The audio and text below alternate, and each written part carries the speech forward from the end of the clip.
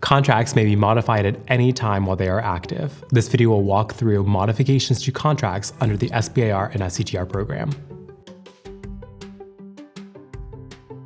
Contracts can be altered in a few distinct ways. Extending the contract's end date at no cost to the government is known as a no-cost extension, allowing more time for the small business to complete their work. Requests for these extensions are sent to our office by either the small business or the Government Technical Points of Contact, or TPOCs. If an option is exercised on either a Phase 1 or 2 contract, a contract modification is necessary to express that those periods are turned on for execution. Requests to exercise an option remain at the TPOC's discretion and direction. There may be cases where additional funding is placed on a contract to perform additional work. This remains at the contracting officer's discretion, but this contract modification is always accompanied by an adjusted statement of work and deliverables. Finally, minor modifications are made for cases where work becomes classified and a DT-254 document is required, or when personnel like technical points of contact or principal investigator changes are made, with those contract modifications indicating the new personnel. Here are some important notes to be aware of. First, the contracting officer is the only authority to make changes to a contract, and a contract modification must be signed by them in order to enact the change. If you're receiving direction from a government official that is not a contracting specialist or officer, please contact our office immediately. Second, modifications take time, and sometimes no news is good news. On average, it takes several months for new awards or modifications with additional funding, whereas other modifications can take at least 1 month. If you have any questions related to the progress of a contract modification, you can either consult our office or talk to the contracting officer directly. Lastly, no contract modification is guaranteed. Do not assume a modification will take place even if it is still being processed. This especially goes for option exercises or modifications that carry additional funding. You are not allowed to perform work from the option periods or additional work unless a contract modification has been signed by a contracting officer.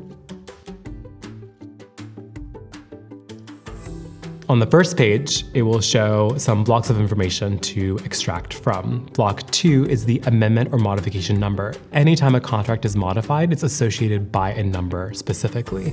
In this case, it could be 1, 2, and 3. If this is the first modification to a contract, this item number 2 will show as item number 1 or amendment number 1. Block 3 is the effective date for which the contract change is occurring, which is the start date of that specific contract modification.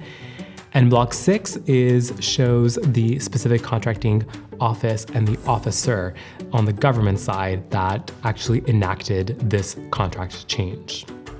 Block 8 is the name of the small business as well as contact information. Block 10A is the contract number for which this contract modification is associated with.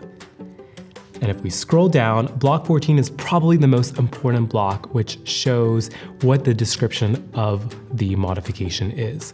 In this particular case that I'm showing here, the base period for this specific contract, which is CLIN item 1 and 2 on a phase 2 contract, is being extended, meaning that the end date is being extended further out to allow more time for the small business to complete their work.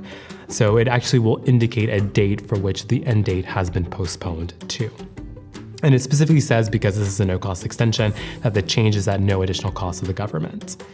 Blocks 15 and 16 are the business point of contact and the government contracting officer's signature and their names, respectively.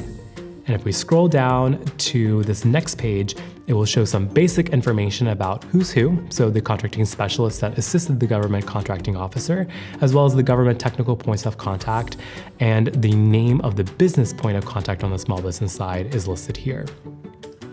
And then because this is a no-cost extension, the next section, which is section F, adjusts the original section of the contract to indicate the new delivery dates. So here, what I'm highlighting or circling is the original due date for this specific CLIN or this period, and then circling right here is the new end dates that should be aware of.